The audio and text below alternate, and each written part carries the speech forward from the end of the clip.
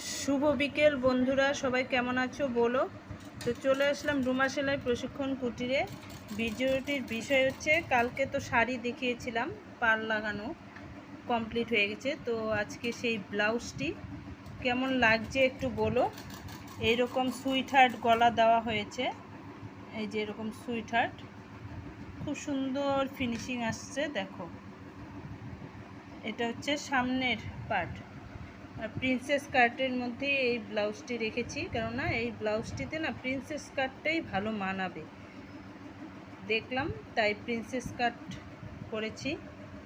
এই যে দেখো, ফুল হাতা, হাতার মধ্যে এরকম একটু লেস দিয়েছি।